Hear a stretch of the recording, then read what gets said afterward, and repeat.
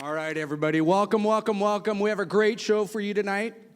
This is Sarah Kronik, very dear friend. My name is Matt Sagita, and I'm proud to be co-hosting you with this again this year. We must be doing something right because this is the second annual Teacher Tales hosted by Beartooth Theater.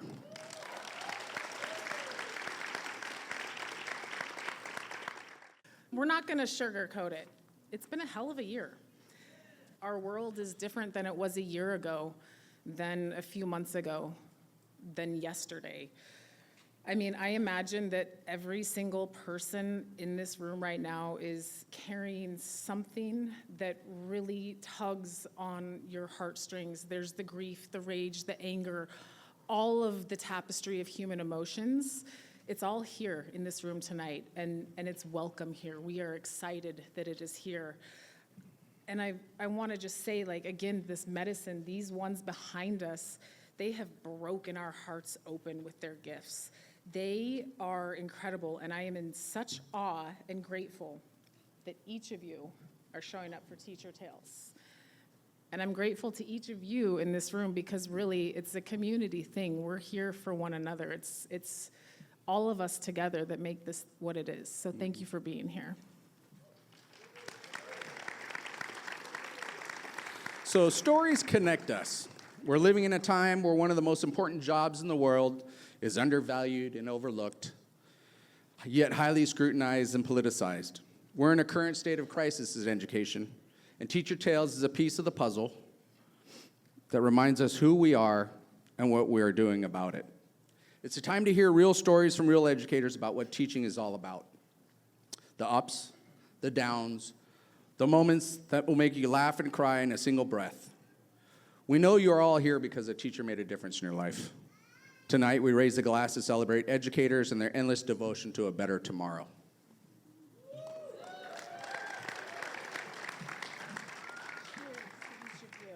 Here's how it works. We've got 7 storytellers behind us, and they each have 6 to 8 minutes. Did you hear that, guys? 6 to 8 minutes to tell their tale. So the stories tonight will cover a range of topics from lighthearted and funny to the hard topics that teachers are there for. In their countless roles as educators, nurturers, and beyond, these stories honor the strength and complexity of lived experience. One piece in the first half gently explores the challenges of depression, while another thoughtfully addresses the struggles surrounding addiction. So if you have any issues or anything, just be aware of that. Okay, so are you guys ready? Enough of us talking, right? Okay, so we all know that educators are very passionate and very devoted to their craft. They live and breathe it, seriously. Our first storyteller takes it to like the next level. Most of you probably already know who I'm talking about because probably everybody in this room knows this person because she knows everybody in town. And the reason she knows everybody in town is because she cares about everybody in town. And it's her nature, and she does it with everything that she does.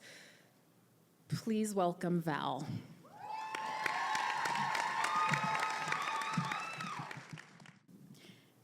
Every K-12 educator knows that the most challenging years of teaching are the first 3. I found this to be especially true because at the time, I was a single mom with 3 little girls, all under the age of 10, without a relative around for thousands of miles. My solution was pretty simple. We moved into my classroom, almost literally. Each of my girls picked out one of the tall cabinets and they made it their home. They moved in their pillows, their blankets, their dolls, their stuffed animals.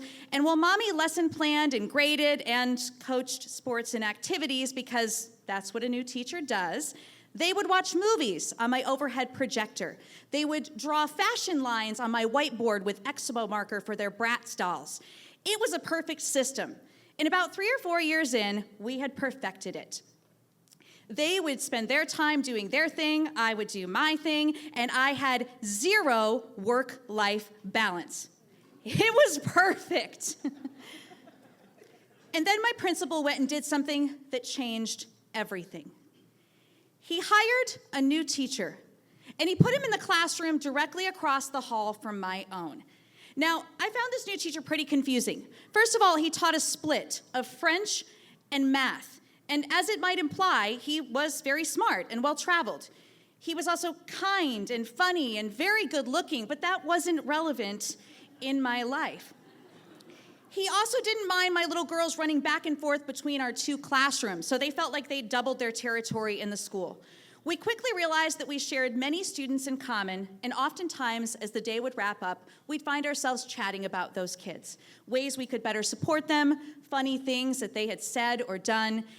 And one student who almost always made the end of day wrap-up was a young man by the name of Jacob. Now, every teacher in this room has had a Jacob. And if you're lucky, you've had several of them. Because Jacobs are the most challenging of students. They are the most hilarious of students. They are the most brilliant and creative of students. They are the students that make teaching the joy and the hard work that it is. Jacob saw the world in black and white, and he was never wrong. He had so many thoughts and ideas going through his head all the time that he could barely contain them. You never knew what he was going to say or when he was going to say it. For example, one day in the French teacher's room, while the students were working silently, Jacob suddenly blurted out, "What's Miss Cordero doing in here?"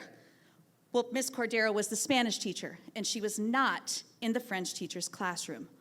All of the students turned to look and see what Jacob was looking at, including the student sitting directly in front of him, who, when he turned around, turned out to be a varsity hockey player with a new haircut. That, to Jacob's credit, did look quite a bit like Miss Cordero. Chaos ensued. Another day in my classroom, he stood up and proudly announced that he had written a screenplay, and he would be holding auditions in my classroom today at lunch. Now, I found this both surprising and a little bit hurtful. Surprising because Jacob had never run this by me. Hurtful because he also felt the need to tell the class he had written the story during one of my very boring lectures. Always a supporter of the arts, I allowed it. But unfortunately, no one showed up to audition. I felt really bad, and at the end of the day, when I met with the French teacher, we talked about, well, let's get the DDF team involved. That's drama, debate, and forensics, in case you're not aware, also known as your future actors and lawyers. They were quick to volunteer. Jacob was thrilled. He brought them in. He did cold reads, partner reads, group reads, but not very far into the process, he dismissed them all for a lack of talent and announced that the production was canceled. Which isn't bad for a budding actor, little dose of early rejection. But Jacob's biggest challenge was yet to come. One day in early November, while we were going over current events, Jacob demanded to know, "What is this school doing about Felix the Cat Day?" Now, I didn't even know who Felix the Cat was. Jacob was quick to inform me only the most important of animated characters of all time. I said, "Jacob, I have no idea." So I sent him to meet with AJ, the student body president, and plead his case. He returned shortly thereafter looking really dejected. I said, "What happened?" He said, "Well, AJ said that Felix the Cat Day is on Monday, which is also Veterans Day, and there's no school. So therefore, this school will not be doing anything about Felix the Cat Day." He was crushed. I talked to the French teacher at the end of the day, and he lamented the issue with me as well. Monday came and went, and along with it, Felix the Cat Day. Now, on Tuesday, I normally would have had a classroom filled with students at lunch, but that day I had an IEP meeting. So when I got back to my classroom, the only one in there was my teacher aide, Tia. When I opened my classroom door, I was shocked by what I found. My entire classroom was plastered in black and white posters of Felix the Cat. And they read, "Happy Felix the Cat Day, observed." I was over the moon. Oh my God, I was like, "Who did this?" I turned to Tia. I said, "Tia, who was in here? Who did this?" She didn't even look up from what she was doing. She simply said, "French teacher stopped over to see you." I said, "Okay, sure, I'll talk to the French teacher later." Was this student government? Oh my God, AJ came through. This is amazing. Oh my God, Jacob is going to be so excited. "Tia, who did this?" This time she glanced up and said, "I'm not supposed to say, French teacher stopped over to see you. I said, right, I'll talk to the French teacher after school. At this point, kids were starting to come in the room. They were taking in the sight, and they were just as excited as I was. They knew how much this was going to mean to Jacob, and we couldn't wait. And then it happened. Jacob walked into the room, and I watched his expression change from one of confusion to awe to sheer joy. And as the smile spread across his face, he loudly said, "I did it! I made this school celebrate Felix the Cat Day." The room erupted in applause and laughter. It was one of the best days teaching ever, and I couldn't wait to share it with the French teacher.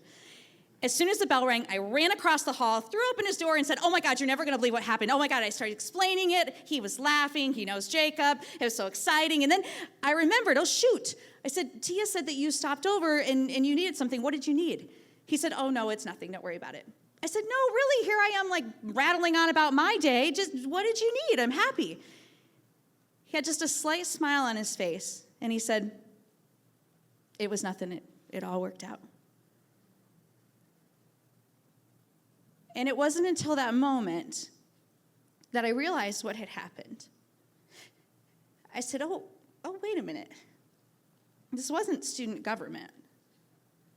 You did this.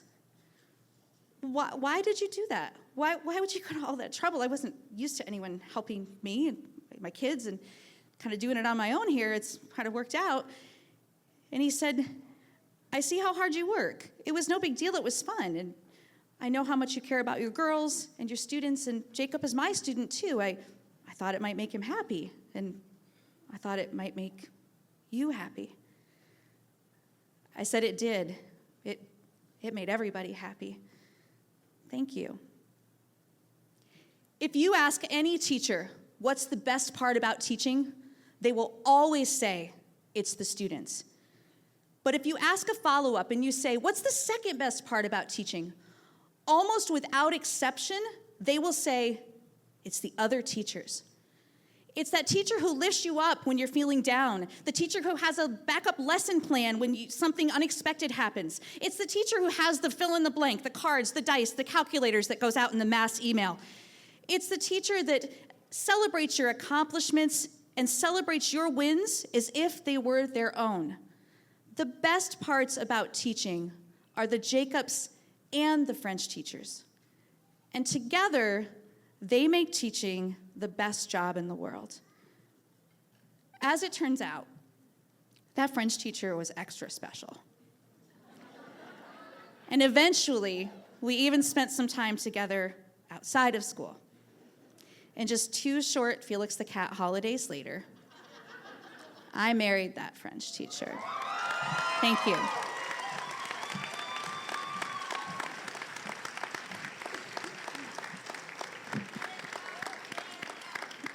Great job, Val. Thank you for your story and bringing so much energy and love and devotion to our profession. I'm not going to really agree with you that the teachers are the first best thing because summer break's pretty nice. I'm just saying. But teachers are cool too. What's really nice is when those teachers and students pick you up when you're not even asking for it. And I've experienced that numerous times, and I know a lot of the colleagues up here have done the same thing.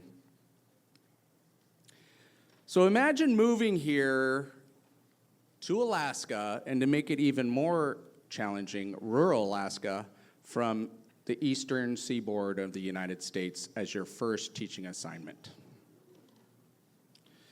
Alaska picks certain kinds of people to keep, and Richard is one of them. He's an educator who has adapted to his surroundings, both in community and schools, making Alaska his home. Please welcome Richard, or Mr. B.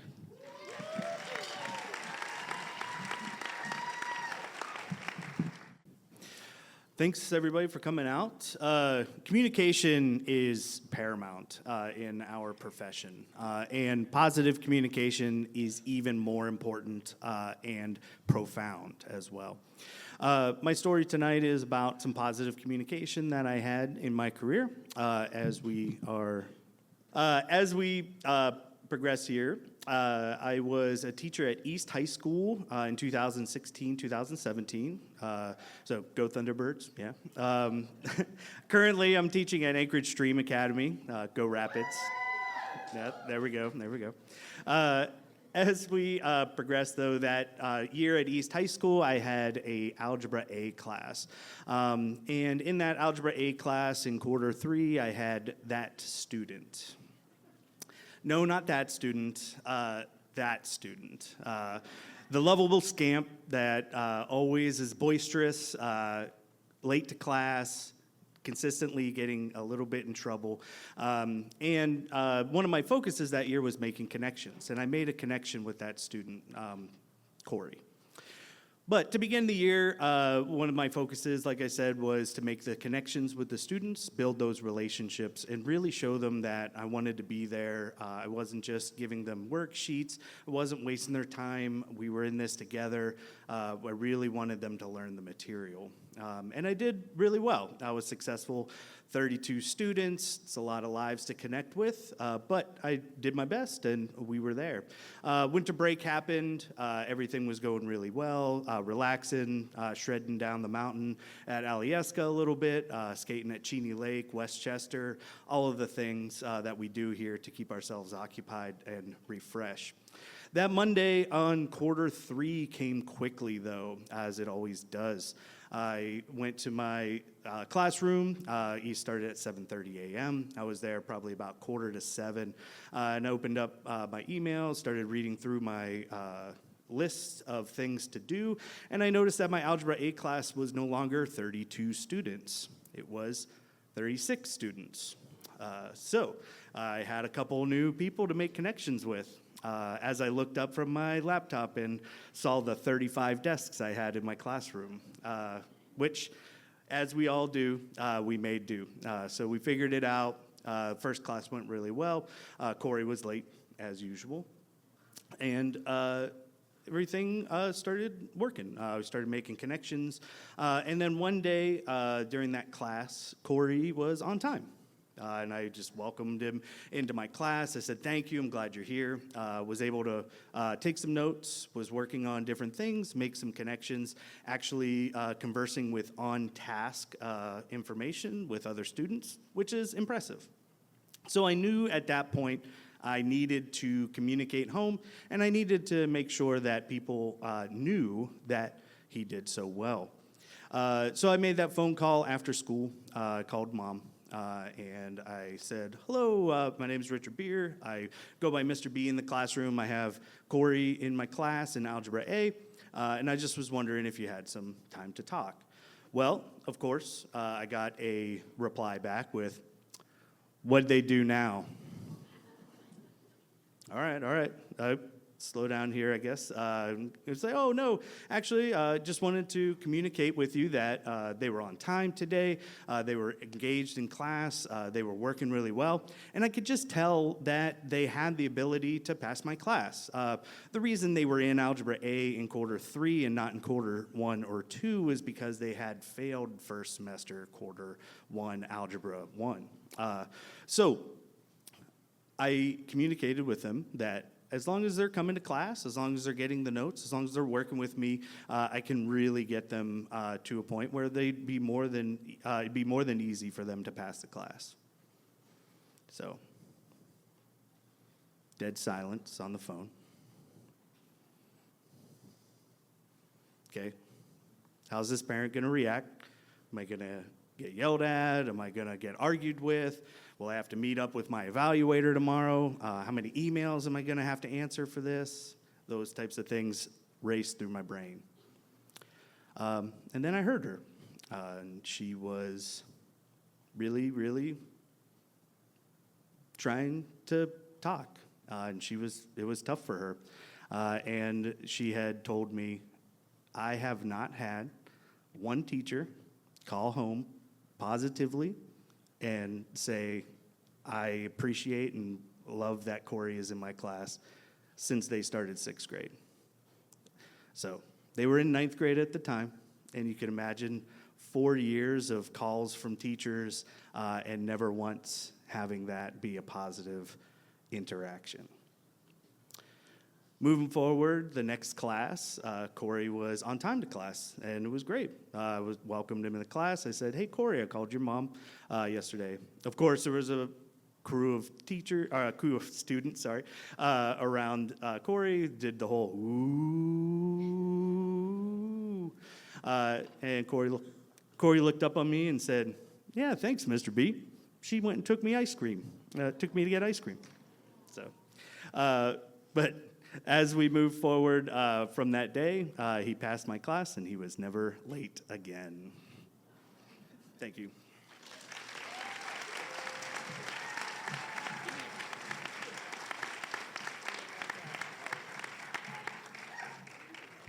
Give it up for Richard, everybody.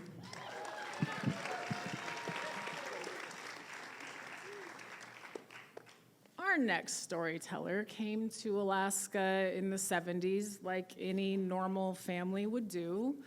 Her and her 4 siblings and mom and dad loaded up in, I think it was a van. I'm going to call it a van now, and they drove up the Alcan. And she's been here ever since. Tammy is rooted in this place. She is a creative. She plays. She has uplifting melodies of artistic works ranging from these beautiful cold wax creations. You might have seen them in the front. She's got pictures of them. And authored books. She's also got those. Check them out in the front. Tammy's family history here in Anchorage is super embedded in public education. She carries a very grand legacy of care, curiosity, and kindness, and she wears it really well. Please help me welcome Tammy.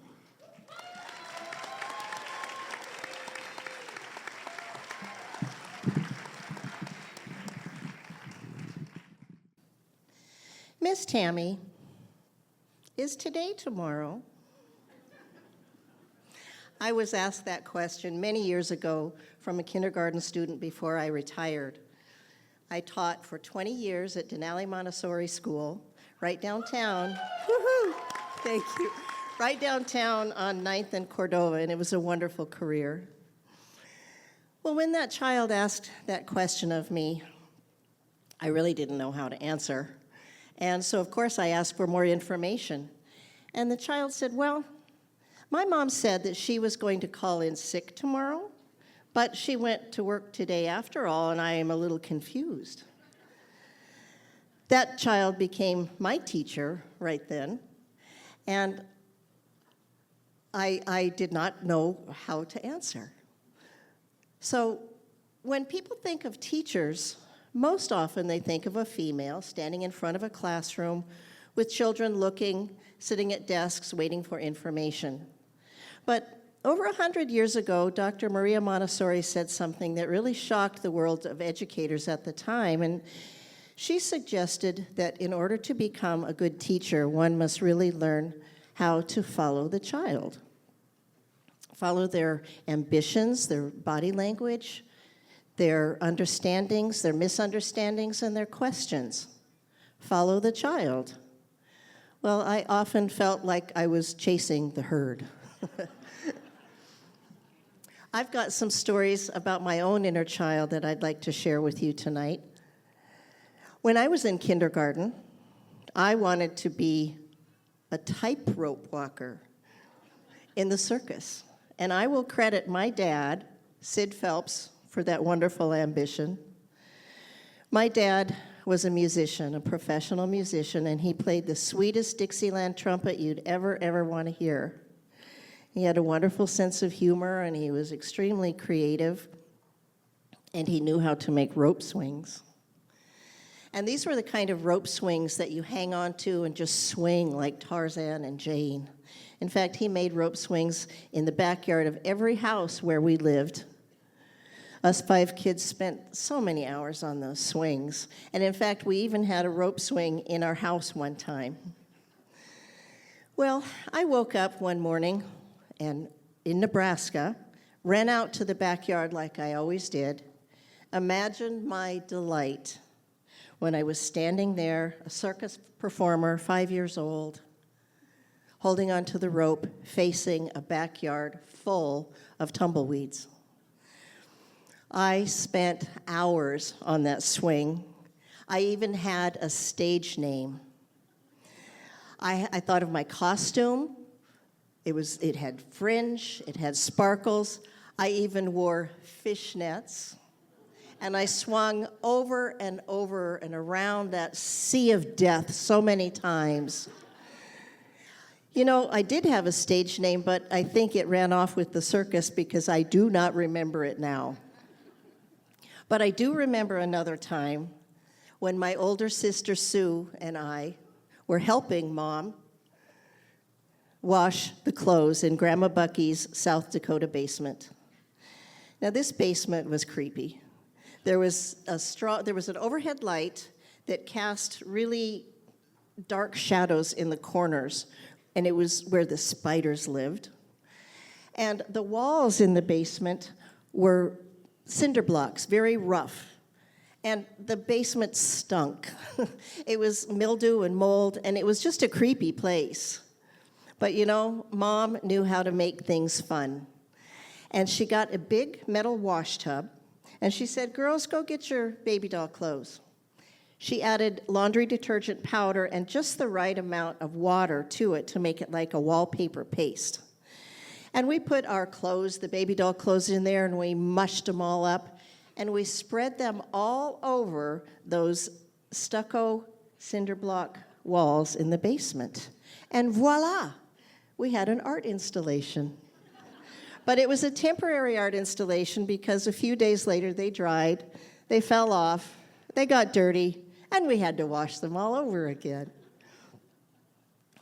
I'd like to jump forward now several years to my first marriage proposal. There he was, his hand, arm outstretched, sweaty hand. I was not used to seeing him nervous, but he opened his hand, and I understood why immediately. He said he loved me, and he said he wanted to marry me. Well, I was shocked. We'd only known each other a few months, not even a year. I said, I need more time, and he agreed. Well, that night, I went and I talked to Mom, and I went with my hand sweaty, and she said, "You look nervous." And I was. And when I opened my hand, she looked at it, she saw the diamond, and she exclaimed how beautiful it was. But she also noticed the thin band, the wear on the back of the ring. And she asked if I knew where he got it.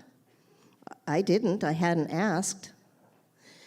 Well, that night, my mom was my teacher, like she had been every day I had with her. The next day, there he was, talking with his buddies, and I went and I pulled him aside, and I said, "Eddie," I think his name was Eddie, "we need to talk." And he said, "Sure." And so I gave him the ring back, and I said, "You know, I talked with my mom last night, and she said that we probably need more time, you know, like a lot more time. And she also said that maybe you should return the ring to your mom, that she might be missing it right about now." And he said, "Yeah, you're right." And just then, the morning school bell rang, and off he ran to the 4th grade line, and I ran to the 3rd grade line. And on the way, he said, "Tammy, do you want to play tetherball with me today at recess?" And I said, "I do." Well, all of these stories have added up to something, and I keep thinking about the child who asked, "Miss Tammy, is today tomorrow?" Well, what do these stories have to do with that? Have I found my own inner child? Have I learned to become a better teacher, a better person, maybe even a better artist along the way? Well, I've been a professional artist now for 16 years, and I love it. And several years ago, I made a painting, and this painting has a rope swing, and it was inspired, of course, by all the circus memories I had. And also the metronome that Dad taught us kids how to use when he had us practice our music. And I named that piece Her Dad's Metronome. And a few years ago, I was invited by Georgia Blue of Georgia Blue Gallery to exhibit a 14-piece collection that I made. And the collection is called The Woman Within. And each of those pieces has a baby dress that I've adhered with cold wax on a cradle board and painted. And each of those dresses has a story of the woman within. And it is an inner child of the woman within. And finally, just over 5 years ago, another boy got down on his knee and gave me a ring. And just like with Eddie, I said, I do. So my life today is a reflection of the girl I was. And I finally have an answer to that child who said, Miss Tammy, is today tomorrow? I can confidently say, yes, all of our todays are tomorrow. Make them count and pass it on. Thank you.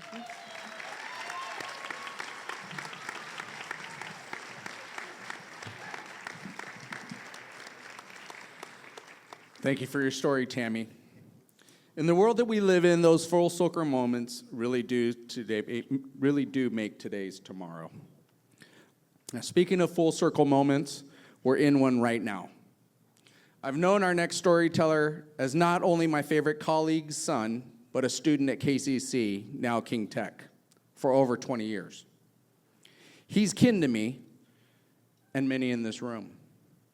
I'm proud to present my dear brother from our favorite mother, Luke.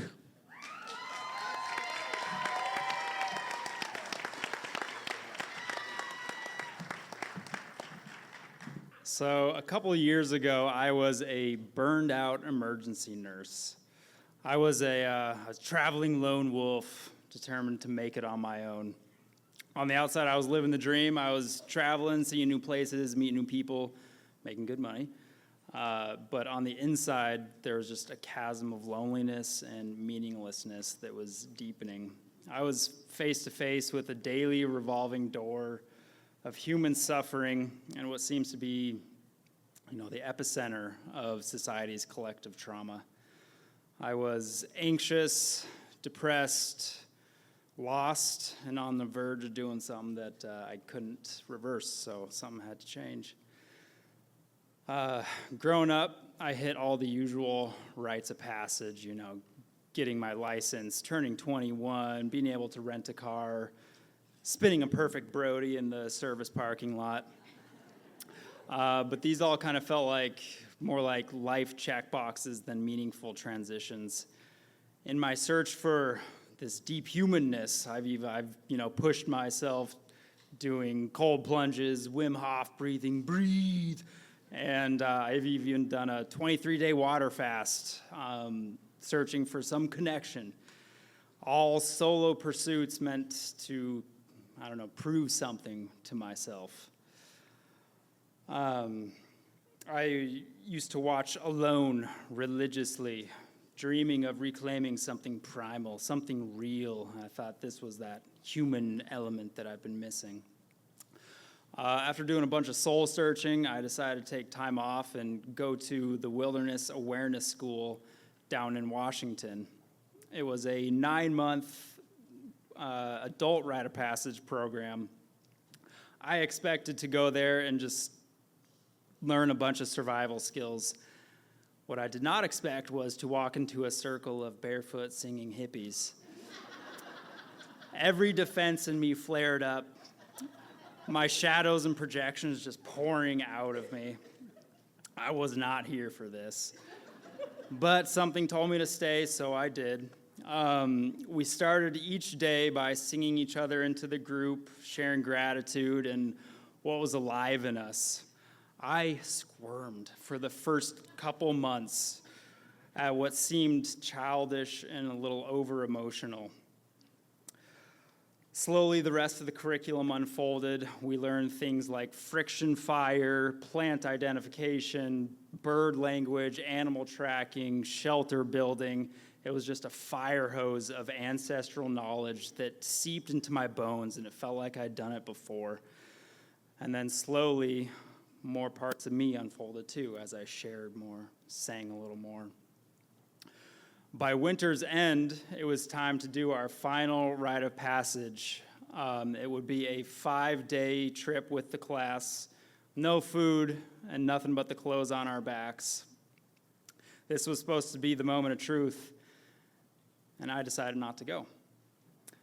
I had been dealing with some hip and back pain, and I didn't want to risk setting myself back. Plus, I had fasted before, so I knew I could meet that challenge, and I've done solo backpacking trips, so I could handle it.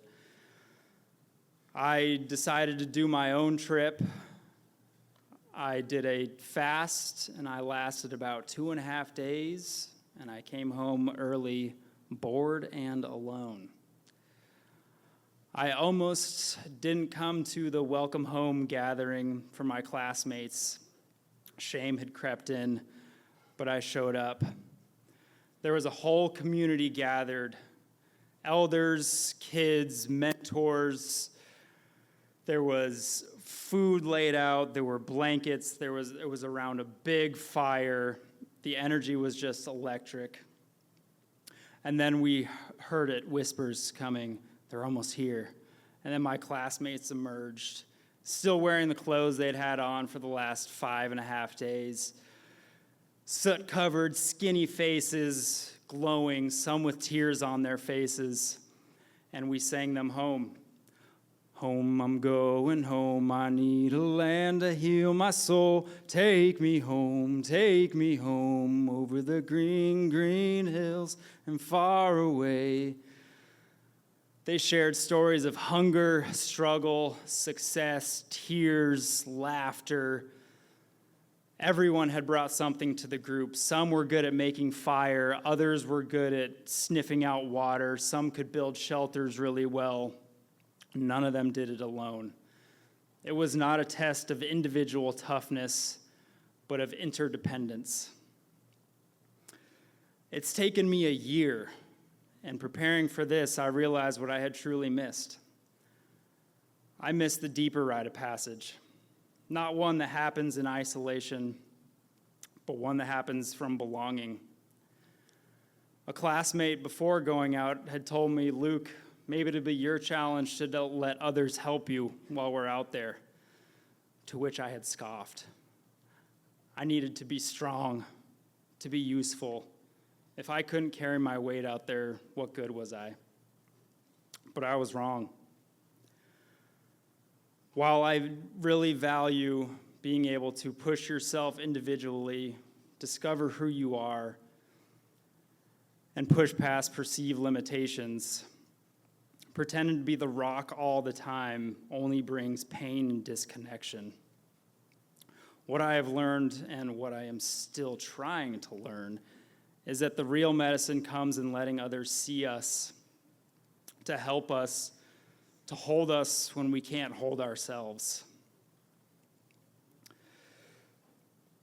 The teachers at that school helped awaken a long dormant part of me and got me in touch with nature in a way I never had before, and with community. My classmates showed me it's okay to show up imperfect, unsure, and tender. I'm still learning how to ask for help, but every time I do, I give someone the opportunity to show up. And in doing so, I find my teachers are everywhere. We were never made to go it alone. We're a species of connection, of reciprocity, shared fire and song, and shared stories. Despite my best efforts to make myself alone, what I've truly needed all along is to be made with and for others. I'm not a lone wolf after all, and I've embraced being barefoot and singing too. Thank you.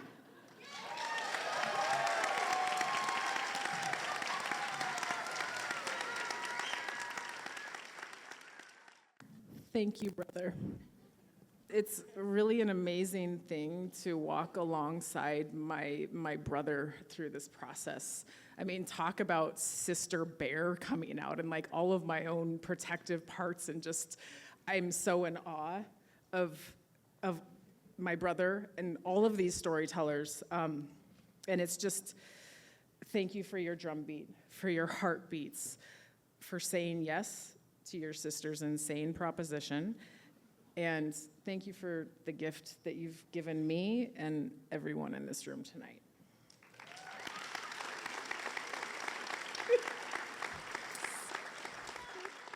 So one of the things that's important to us at Teacher Tales is showing that educators come in many different forms. Some fit the world in their classroom, and others make the world their classroom. Jeff loves to travel and fish and be present in life. I mean, this guy could be a long-lost brother, separated at birth, and now we're reunited to share stories of life, fishing, and being total food dorks, because you're kind of a food dork. Please welcome Jeff.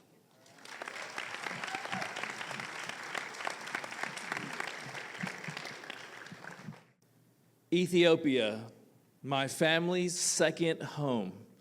Alaskans know how arduous it is sometimes just traveling to the lower 48, let alone 3 days, 12 time zones, and halfway around the world. So a little background. In 2004, before I got married, my wife was an elementary teacher in Asia, and I studied abroad after high school in South America for a year. Our love for international travel and culture is one of the things that brought us together, and she's absolutely gorgeous to me. Through a family friend in 2005, we were given a random, all of a sudden opportunity to go to Ethiopia on an exploratory trip to check out different community development projects, and we thought, let's do it. So we went, and that's the beginning of this story. We arrive in Ethiopia in 2005, married barely a year, and we set foot on the continent of Africa for the first time. And it was sights and smells and things you would just never imagine, like, whoa, we're in Africa. And one of the most impactful moments for us was when we visited this mud hut kindergarten, literally in the middle of nowhere. About a day-and-a-half drive from the capital city through dirt roads that reminded me of the Denali Highway going caribou hunting, but in a Toyota Corolla in the bush of Africa. We get to this school that's a 12 by 12 mud hut, and I'm thinking, this is a school? This is like not what we have in Alaska. And as we enter the schoolroom, there's 60 kindergartners packed in this little 12 by 12 room, sitting on benches, no desks, no paper, no pencils, just a chalkboard, and they're clapping, welcome, welcome. And my wife and I are like, whoa, this is intense. Like, this is so different. And they're smiling. And one of the translators started asking the kids, share with Jeff and Mariah, what do you want to be when you grow up? And these little kindergartners with these big smiley faces like, I want to be a teacher. I want to be a doctor. I want to be an engineer. And I started bawling. I literally started bawling because kids are kids, whether they're in Africa or in Alaska. They have hopes and dreams. And it was in that moment where my wife and I were literally cattle branded in our hearts that we were going to be a part of this nation in some way, shape, or form. We didn't know how. We were pretty broke. We were barely married. She was a teacher. But we were going to figure it out. Another amazing thing about Ethiopia, it's the birthplace of coffee. Did you guys know that? And we drank a lot of coffee because we're the foreign guests. And they're like, would you like coffee? Yes, I would. And so we drank a lot of coffee. And they do coffee different. It's like a 2-hour ceremony. They roast it in the living room. I'm not kidding. The whole living room fills up with aroma of coffee. And then they get a mortar and pestle out and grind it and brew it. It's a 2-hour experience. And to this day, we love it. We absolutely love it. Upon our return from that life-changing trip, surprise, we have our first son, a baby. And we're like, let's still take him to Ethiopia. We really want to go back. And my dad, who's a immigrant from Korea, I'm a first-generation Korean American, he said in his thick accent, Jep, Africa danger. You can't go to Africa. Like, he can't take your baby to Africa, my grandson. And my dad had no idea that Ethiopia had already been injected in our hearts. And so we, like crazy people, I guess, a lot of my friends were like, you're taking your baby to Africa? Like, let's go. So we went, and we were there because we just have a heart for kids. We wanted to be a part of this school. And it was an 8-month trip, and as we were waiting for our rental, we were staying with a friend on this compound, and they have guards that guard home there because it's kind of dangerous sometimes. Not in all places, but in some places it is. And I noticed this really smiley guard that always greeted us, and one day I said, where do you live? He's like, I'm like, what's that? He literally lived in the crawl space. And so I said, can I check it out? Can I, I'm a friendly guy. And it was literally, imagine like a 6x6 room, like 3.5 feet high. I had to go down on my hands and knees, and I immediately broke out in hives because there was so much mold, no ventilation. And I left that experience, and I told my wife, I was like, we got to do something about this. Like, let's bring him into our house. And so I said to Iyasu, that translates to Joshua, I said, hey, you want to come live with us? I know you don't know us, but we're good people, and we would love to help you in any way we can. And he's like, no, I'll think about it, And so after he thought about it for a while, and he got to know us, he's like, yeah, I'll do it. And so we took him in, and our son was barely like 1, and he couldn't call him Iyasu, so he affectionately called him Yaya. And Iyasu turned out to be a gift to us, and we'll never forget. When we got Iyasu his room and the bed, he just stood there staring at the bed. And we're like, you okay? And he's like, I've never had a bed before. And my wife and I were like, whoa, this is a different world. And we did life with him for 8 months. He ate a lot of Korean food in Africa because Koreans take their food everywhere. And we had a lot of Ethiopian food and street food, and we did life together. And after we left that 8-month trip, he became so close to us. We're like, man, let's help him go to school. So we committed to helping him go to school, to electrical school. And when we came back to Alaska, after 8 months of doing this, we were broke pretty much. We literally had $120 in our account, and we had promised to send him $100 a month. And I'll never forget being at Fred Meyer in Fairbanks, because that's where we used to live, and standing at the customer service line. And like, if I sent him $100, we got $20. But I was like, we committed to doing this, so I did it, and we had $20, and my son is now a toddler, because he was 1, and now 8 months go by, and he said, Dad, can we get some grapes? And I was grappling. I was like, no, we cannot buy grapes. We have $20. Grapes are like $6 a pound in Fairbanks. But things work out when you stick to your word. And during this time, my wife reapplied for a teaching job, and she beat out 40 applicants for the KG job. And I was like, yes, I knew it would work out. So fast forward 20 years.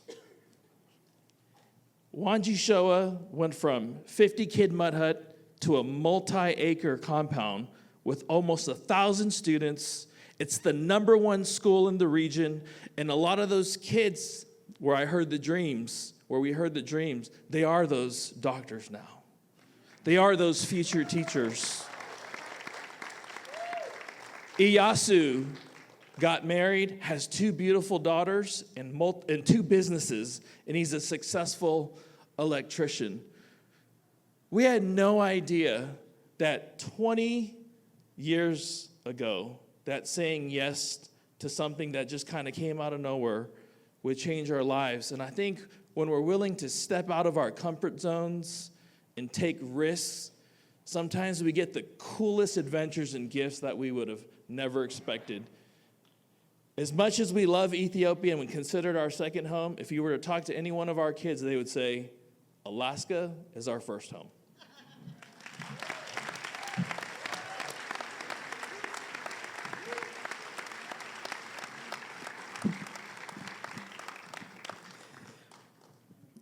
Our next storyteller is a force. I was immediately struck by Roz the first time I heard her. Yeah. Her passion for education runs through everything she does. If I read through a list of this woman's accomplishments, we would be here all night, truly. This woman is unbelievable, and I have no idea how the hell you do it. You have 5 children too? Come on.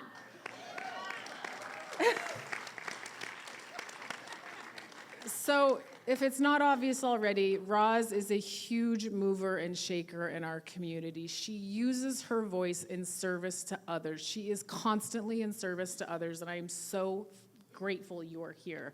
I pretty much stalked her to get her to tell a story here. And I mean, I was kind of obnoxious. I'm like blowing up her Facebook. I'm calling her. I'm like, come on. She's fine. Like, who? Like, I'm teaching right now. I'm in class. I'm like, oh, yeah. But she said yes. And so I'm so grateful and I'm so excited. Please give it up for Roz.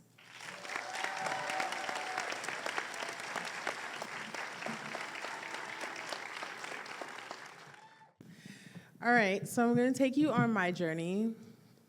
Cafeteria manager, paraprofessional, long-term sub, and a certified teacher, special education.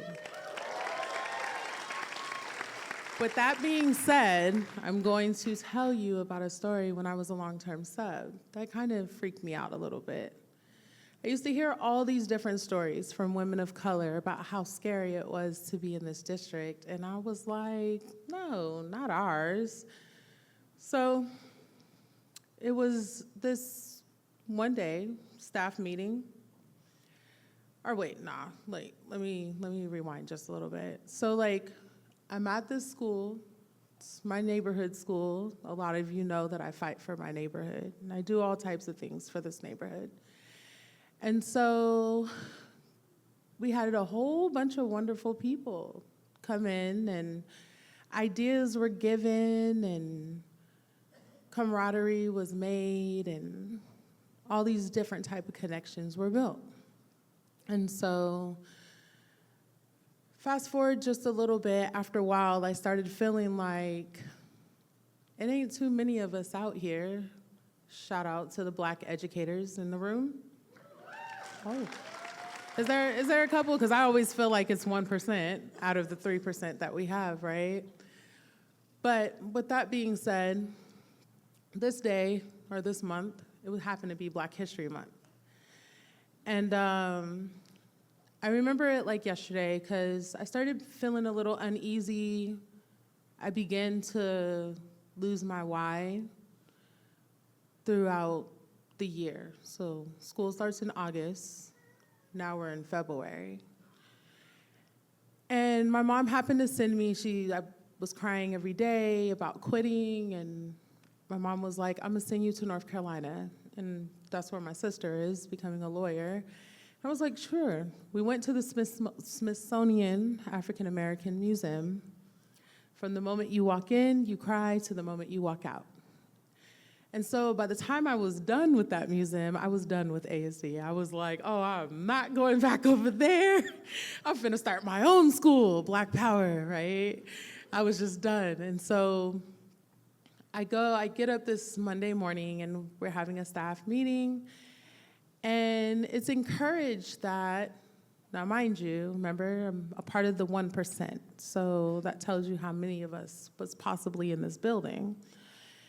And the person's talking, and they're like, yeah, well, if you guys have any Black history questions, here goes your tokens. Ask them all about it. And so one staff member, I'll never forget him, he was white. He was so excited to jump up and explain how me and a prior teacher taught his class Swing Low, Sweet Chariot. Now, mind you, this is a song that I grew up on. And I mean, it didn't matter what day it was. My grandma was always singing it. And so there was a story in this older curriculum, because now we're in CKLA, right? But in this old curriculum, and it was about an Indian tribe, and it was right next door to a slave area. And at the end of the day, at some point in that book and in that story, they were singing Swing Low, Sweet Chariot. And so we broke out the hymn, and it was sang very beautifully. The kids had never heard it before. And so during this morning meeting, we sang it. And I was like, yeah, why not? At the end of us singing that, it was then said, well, if you're going to teach about Black history, make sure you come and check in with me first. And so, like I just heard in the gasp, everybody's eyes darts towards me, and I'm just like trying to keep a straight face, because mind you, I've already went to the African American Museum. And so I'm conflicted. And after the meeting, before school starts, I get called into the office with the other 2 tokens, and we're sitting down, and the question gets asked. Because every time I teach about Black history, I teach about slavery, right? I wouldn't have the great food at Mama Carol's if my ancestors didn't have the trash that we were given to turn it into that food. The chitlins, the hog mogs, the collard greens, right? Oxtails. We wouldn't have all those things if it wasn't for the ancestors, and I always talk about that. So I always talk about slavery. So the question gets asked, why do you feel like you need to talk about slavery when it comes to Black history? So while sitting in this meeting on these luxurious couches, I said, in my brain, and there's kids in here, so I can't say the word, but I was like, itch, don't answer. Don't answer, please don't answer, because if you know me, you know I talk a whole lot, right? And so I was like, please don't answer, Roz, just keep your mouth closed. So the eyes were on me, and I was like, well, you 2 other tokens, please answer this question, because I'm not finna answer this question. And so one says, well, I don't feel like we have to talk about slavery. We should talk about all the just great things that Black people have done. And then the other one says, well, I mean, I guess we could talk about the White House. Okay, because last time I checked, slaves built that, right? But whatever. So then the eyes come back to me, and I really just was kind of stuck, and I was lost, and I thought to myself, well, I could answer like these 2, or I could answer unapologetically, because as I'm going through this journey, I start thinking to myself, like, how do I be me, or am I supposed to be someone else? And so I answered, and I said, well, I mean, he just brought up the White House, so again, we have to talk about slavery when we talk about these things. Although it may seem like a bad thing, ultimately, I'm here, so it's a good thing, right? And it was a very intense room, and at the end of it, I left out, and I took a deep breath. I went home, and I called my mom. I remember crying on the phone, still conflicted. Went back to work, or no, still conflicted. My mom had many words to say, but I'll save that too. And I called my mentor, and I told my mentor, this is it, I'm just gonna quit. I could go take my teaching somewhere else, right? I was really thinking about going to the village and just doing whatever. And so my mentor was on the phone, and at that moment, my mentor stated, are you working for them, or are you working for the kids? And I said, oh yeah, my why. And so my why has always been, there isn't many of me, there isn't many of us, and there's a reflection of us into these kids, and they need to see us. I remember many times where a young girl was getting in trouble because she put a hood on her head. Well, it was because our mom was out of town and her hair wasn't done.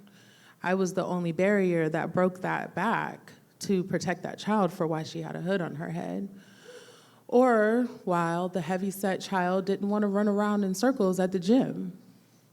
because she's heavy. She didn't want to do that. I remember being heavy. So again, I was that camel that broke that back, right? So I said, F it, went back to work the next day. And after a long day of IEPs, I get called into the office. Mind you, I was a long-term sub, so y'all know that day was hella long. And I get called into the office, and I was told that I needed to pack my things and go home. Mind you, long-term subs don't have unions. We don't have a backing. We just have the get your shit and go home. And if you guys remember in my introduction, I have 5 kids. And so I just looked at that person and I was like, all right. Walked out of the room, but if you guys know me, you know better. I went into somebody's classroom and I just cried tons of tears and I just was like, what did I do wrong? I replayed a recording over and over to try to figure out what did I do wrong? What did I say wrong? Is it because I talked about slavery? Is it because Is it because I wore this sweatshirt one day and I was asked not to wear it again? What was wrong? And so I never got the what was wrong, but what I did do was call that next principal that was looking for a staff member and said, hey, can you pick up my paperwork? And the next day I was back at work. And so it was just really scary because you never know, like, as a Black educator, what you're gonna come up to, what you're gonna go against. And, you know, I'm just happy because I'm working on my master's. I have a 4.0 right now. And I'm a special education middle school teacher, so she didn't stop anything.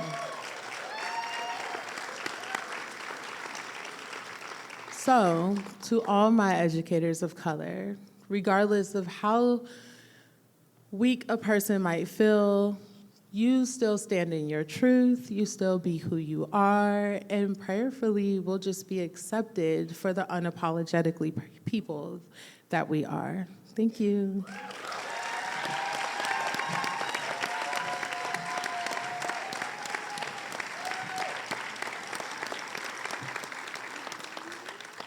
Thank you, Roz, for painting a picture of what it's like to be a woman of color in education. Your story shows us that work has just begun and how far we have to go. Thank you for being unapologetically you.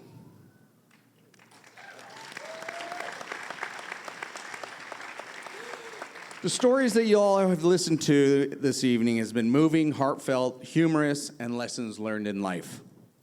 Yanni's tale is sure to tug on your heartstrings. Dig deep into your seats. Yanni will give you hope in humanity and our future.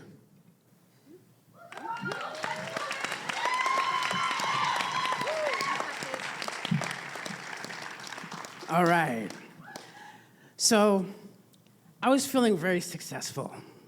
One morning, right after spring break, I was the ISS program coordinator at a middle school.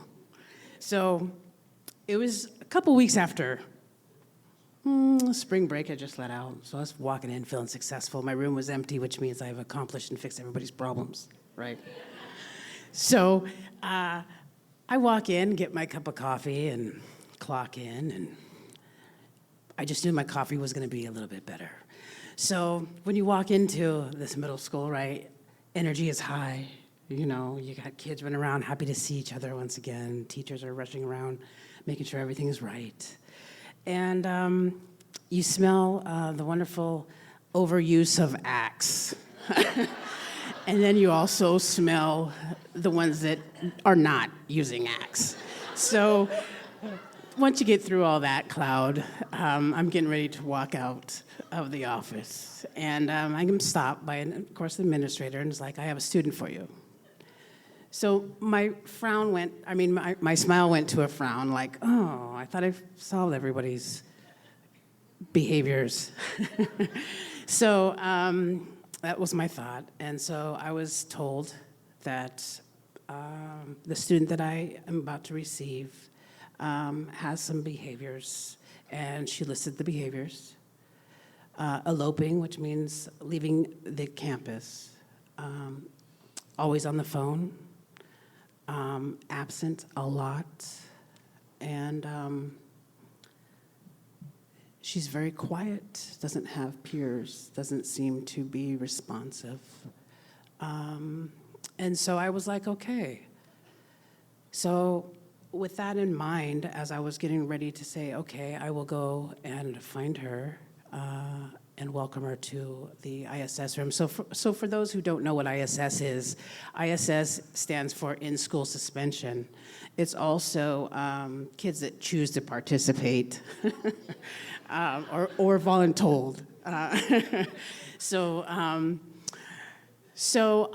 as I was walking out the office, I take a couple steps, and I was told to try to break her. So just like it just shocked you, I didn't quite understand. So I looked back and I asked, what does that mean? I'm not clear. And I was told to break her, to have a breakthrough with the student to find out why these behaviors are. So it wasn't a bad suggestion or comment. It was basically, nobody has been able to. And so if I was to give her the time and the space, that maybe I would be able to do that. So I go through, do what I do, and open my room. And then I go in the hallways, and I'm greeted by all the other students that were participating in the ISS that year. And so I go to her classroom, and I'm unable to find her. And so, of course, I was stopped and said, she's going to be late. And oh, okay.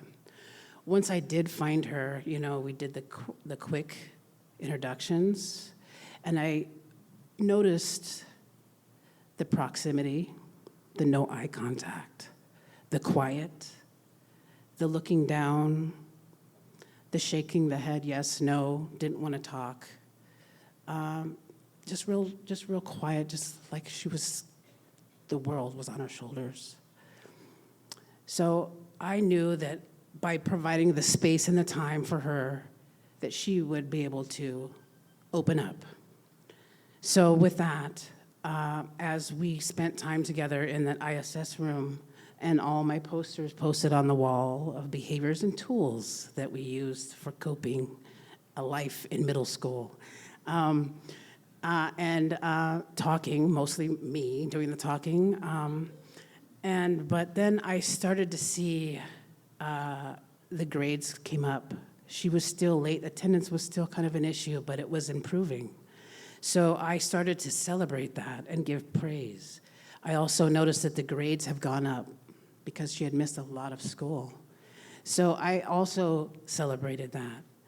And so I had a dish of candy out, and I said, help yourself. She didn't. So I knew right then and there that I wasn't at that point with this student, right? So again, some more days go by, and she started to smile. And I got a little short yeses and nos, okay? So that was a huge improvement. And then as the weeks went on, her grades went from concerning to comfortably passing. Attendance was still okay. Tardiness was the bigger factor now. But that was small. I still didn't know why these behaviors and why she was chosen to participate in ISS. I didn't see those behaviors. And I just saw things just going up. So on the last couple days, the last day that I had her with me, I said, I'm so proud of you. I too had behaviors, believe it or not. And I explained some of my story.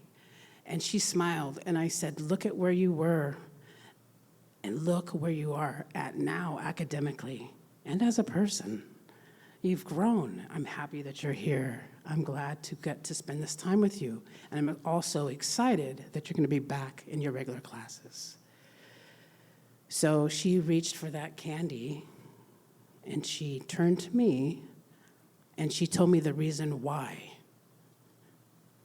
Without even asking, I knew that I had provided that space and that time for her. She told me the reason why that she elopes is because she needs to go home. The reason why she doesn't put her phone down is because she has to check to make sure that her caretaker at home does not overdose. Inside, I just was torn up. I then stated that now, I have to report this. So the trust, the foundation that I had built with this student in this matter of time and in my space that I provided was broken. But I knew that she was going to be okay. I knew that trust was for a good purpose. So filling out that paperwork, we all know, educators know, and I knew that was going to change her life. After that was done, she kept her distance. I got the glares, no talking. I would see her in the hallway. I kept my distance, didn't approach. I knew that she was upset. She was angry, but I knew that by looking from her, she made friends, and that's great. She was interacting with other kids in the hallway, at lunch. So I knew that she was all right. Fast forward to about 3 or 4 years later, I go and have breakfast with some staff members, like every Saturday. We chose IHOP. There she was. She was working at IHOP, and I didn't recognize her. She has developed into an independent, strong woman working. And I hear, "Miss Yanni." And before I could even recognize her, I wrapped my arms around her and said, "Hi, how are you?" Pushed her back, and then realized who it was. And she said, "I'm no longer upset. I am happy. Thank you."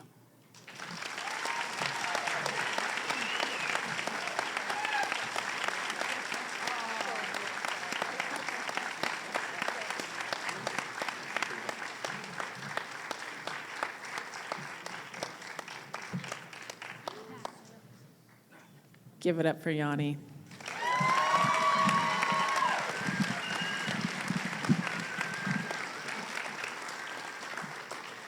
Sometimes doing the right thing can be so damn devastating. And we are really, really grateful that you showed us the side of this job that really is not easy, but it's necessary. And I'm so grateful to all of the educators, the administrators, all of the people that make those calls. And I'm so grateful that you filled out that paperwork that day.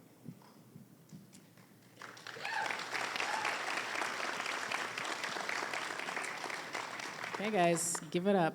All of these storytellers, please, please, please show them.